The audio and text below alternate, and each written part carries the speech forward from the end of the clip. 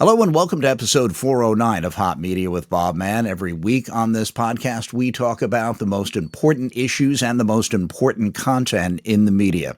And we jump back and forth, of course, between entertainment and the news. And also we throw in some sports. But right now, we couldn't be or shouldn't be doing anything other than politics. And to talk about the news media, we always bring on our friend Rem Rieder, who is an adjunct professor of journalism at Widener University in Pennsylvania. But in all the years that he's been on this show and its predecessor on satellite radio, Rem has held a wide variety of journalism jobs, very prestigious ones, as a matter of fact. And those include having been the editor at large and the media columnist for USA Today and the executive editor of the American Journalism Review. Rem, can I just ask you to move a little bit more to your right there, just so that I can have you framed up? How's And that? for those of you listening just to the audio, you have no idea what we're doing, but of course, we do also have a YouTube version of this. Thank you very much, Rem, for taking the time to be with us on the program. Oh, it's my pleasure, Bob. Let's talk a little bit about the coverage of the election. One of the things that makes me crazy, I understand if you have a news organization, an all news radio station, 24-hour cable news, that you can't talk about anything else on election day. But the speculation was interminable and the repetition was constant.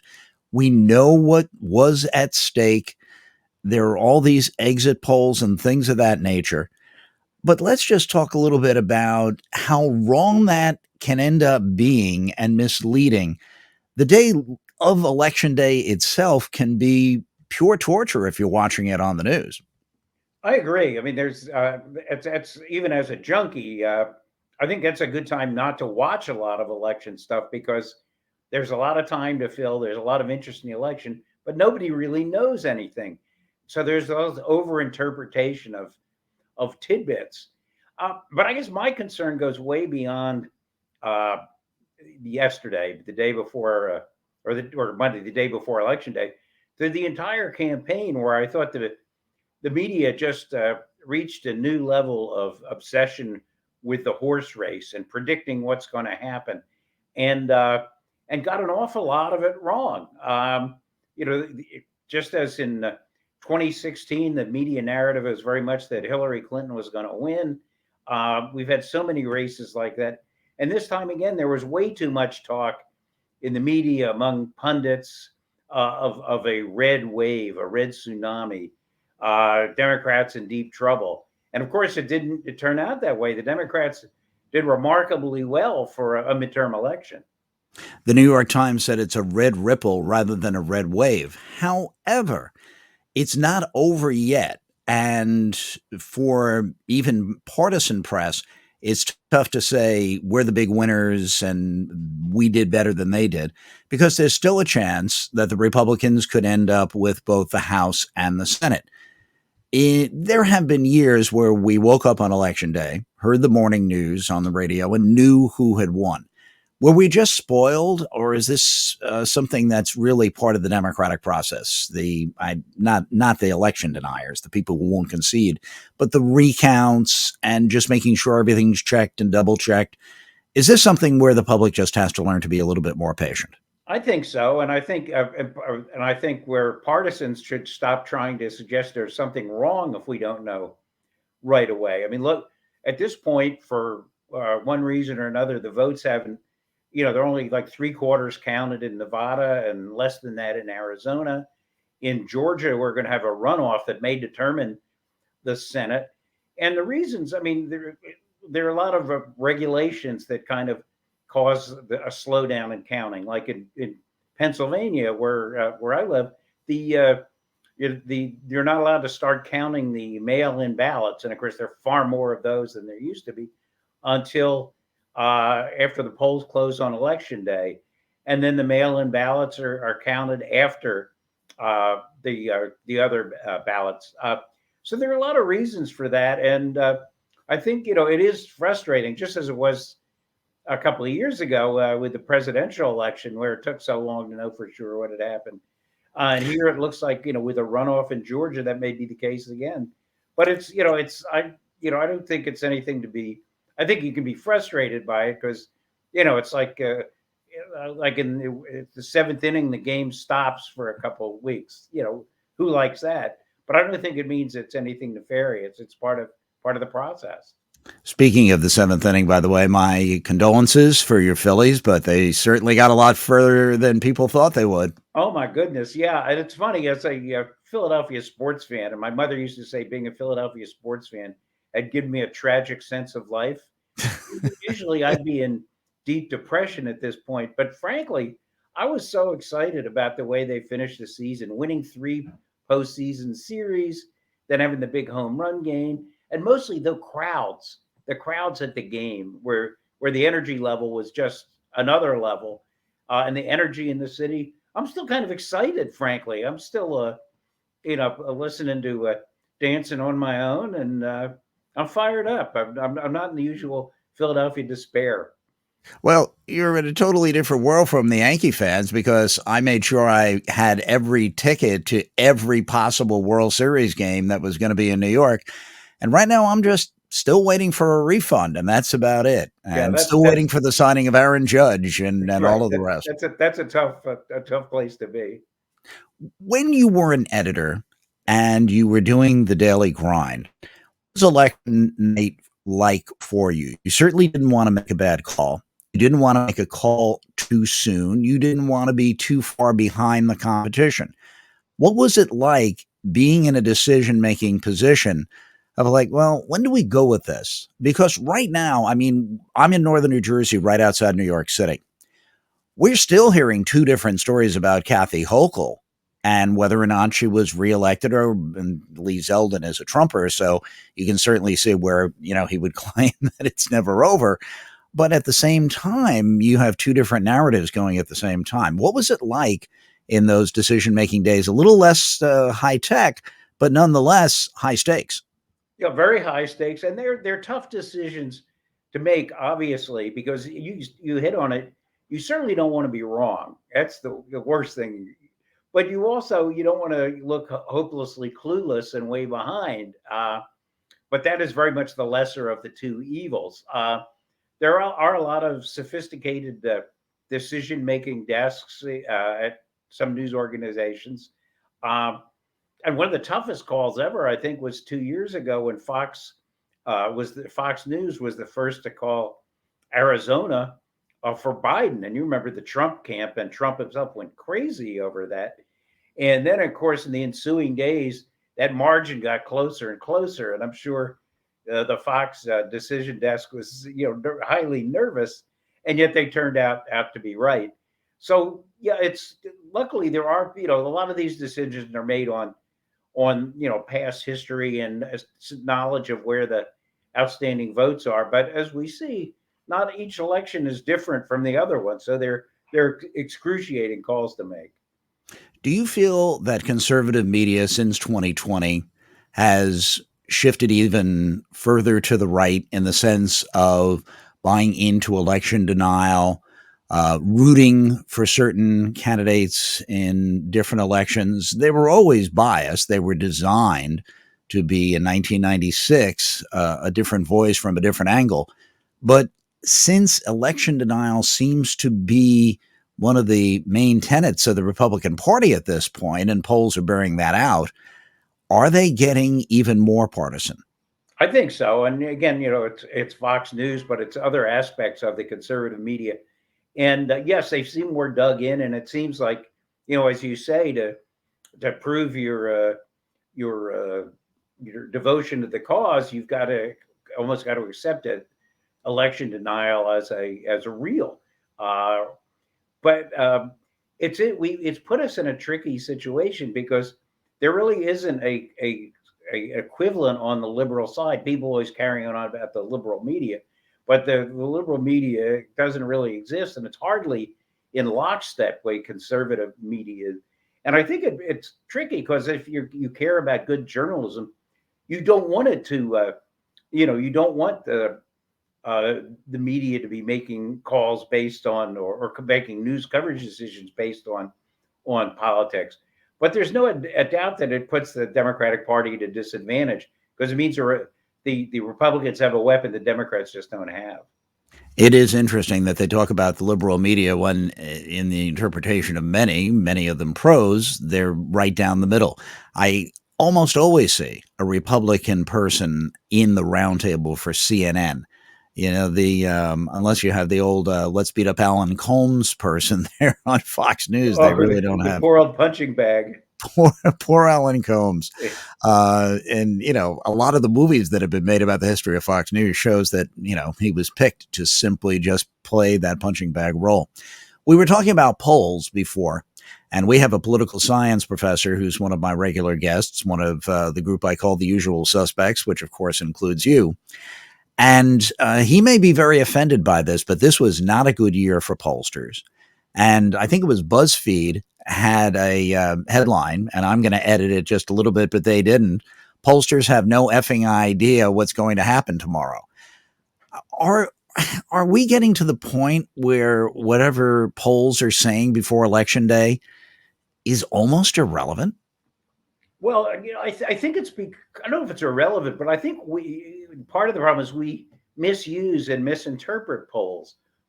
People forget this, but polls are not supposed to be predictive.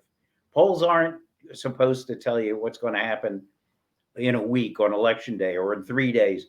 Polls are a reflection at their best, are a reflection of public opinion at a certain point in time. And so, and that public opinion changes.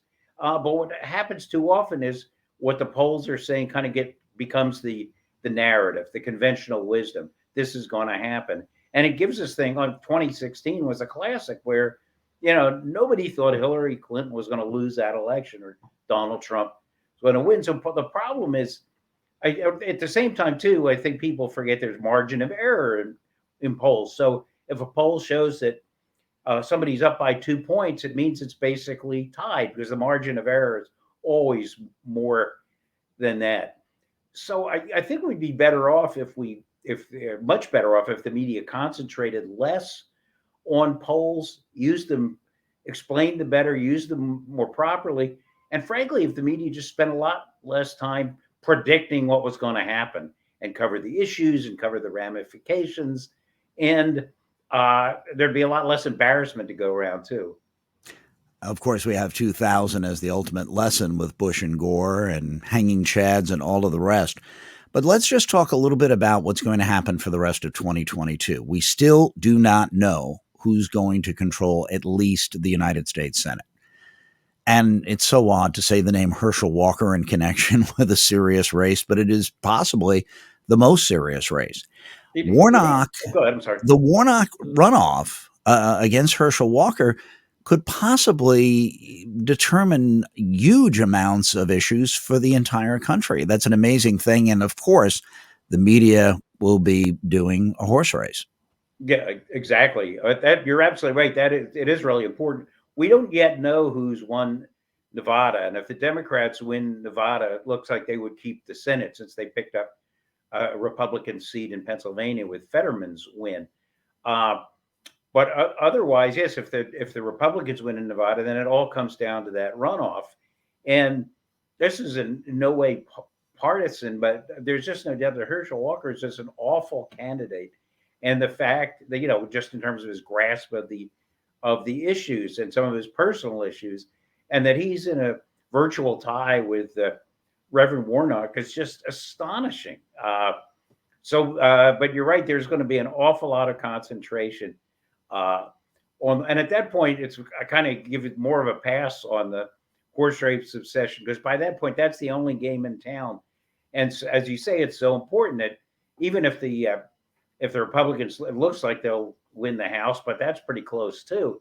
But say they win the House, the Senate control is really important because if the Democrats keep it, it means the Democrats can confirm judges, which is so important. They can confirm other appointments by President Biden. So yeah, I mean, it's going to be the attention by anybody who cares about politics is going to be riveted on Georgia for a while. And of course, the Senate has a much better chance of overthrowing a legitimate election in 2025 on January 6th as well. Yes, that's right. So let's, we did the show last week on Elon Musk, and there was so much to talk about. But I would like to get your take on somebody who calls himself a free speech absolutist, but who certainly is, at the very least, if he's not an absolutist on free speech, he is a narcissist and a megalomaniac, it appears. And Twitter, he said he's not going to let it become a hellscape, but it seems that's his exact design. I'd like to hear your take on the impact of someone like Musk. Well, there's no one like Musk but Right. Musk, of Elon Musk running such a powerful social media platform that has so much potential for abuse. No, that's right. And I mean, it's easy to make fun of Twitter and whine about its excesses, but a lot of very important conversations take place on Twitter, and it's a lot of key debates to play out there with, and so many important journalists, important politicians are active there, and it's a big part of our democracy now, like it or not. And having somebody as capricious as Musk run it is really kind of scary. I mean, he talked about being a free speech absolutist, and sure enough, in the early days of his ownership, there was a huge uptick in anti-Semitic slurs, anti-black slurs on Twitter. But then suddenly he there were a bunch of also parody accounts making fun of Musk, and suddenly Mister I'm bringing humor back to Twitter, and I'm a free speech absolutist started shutting down these parody accounts unless they were clearly marked as parody. And you had this incredible intrusion into the election where the owner of this important debate space in a democracy, just before the election, urged people to vote Republican because he wanted to have a split government, that given Biden handling the holding the White House for the Democrats. So clearly, he's very capricious. He is a narcissist, as you say. He needs to be the center of attention all the time.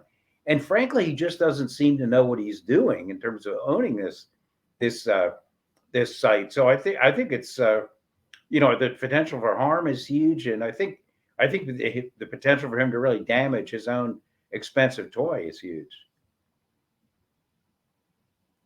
It is something I can only show to the video audience. Actually, it's a little bit it's a little bit too bright for my webcam. But all the only tweets I seem to be directed to and highlighting are from Elon Musk. I mean, it really is an egotistical platform. One last thing about the election: we always go to you for your tremendous expertise and experience as a journalist. But in this particular case, I wanted to talk about your expertise as a Pennsylvanian. What was going on with Dr. Oz? And was there concern in Pennsylvania that he actually was going to win? I think there was, in fact, and this is another example of how the media got it wrong. After that painful debate with Fetterman, who still where the effects of his stroke were, I think, still much stronger than we were led to believe. The conventional wisdom was, "Wow, he's done. He can't answer a question. Oz is going to win." Uh, the Democrats are lucky, I think, in a way that Oz was such a terrible candidate, which he was, and Fetterman early on very effectively made use of the issue that he's not from here, he's not from Pennsylvania, he's really from New Jersey. But I think in the last, near the end of the campaign, there was a lot of concern that Oz was going to win. Yes, definitely. It is amazing what can happen. And I think one of the best quotes, and I'm just paraphrasing, is President Obama saying, listen, you want to put somebody, into a major office just because they were on television? You already tried that. You saw how that Right. worked out. That was a pretty effective speech right there. Rem, always a pleasure to have you here in the program. And at least for now, we still have the media, the press, as the watchdog in American society. And even if it's flawed, it's great that we have it. Couldn't agree more. It's always a pleasure to be on here too, Bob. So look forward to doing it again. Okay, and that's Rem Rieder, one of our favorite guests, always talking about journalism right here on Hot Media with Bob Mann. That's it for this episode of the program. We are primarily an audio podcast. You can get us on any of the major platforms, but please do remember that you can also watch the raw video on YouTube. That's the one without the edits and all of my mistakes, especially the technical ones. And of course, I urge you to go to the website, which is www.bobmanhotmedia.com, to find out more. And I don't know how long I'm going to keep this account, but do follow me on Twitter at Bob Mann Media, BOBMANN Media. And please join us every week as we talk about the most important issues and content in media right here on Hot Media. Thank you so much for watching us and listening to us, and please subscribe.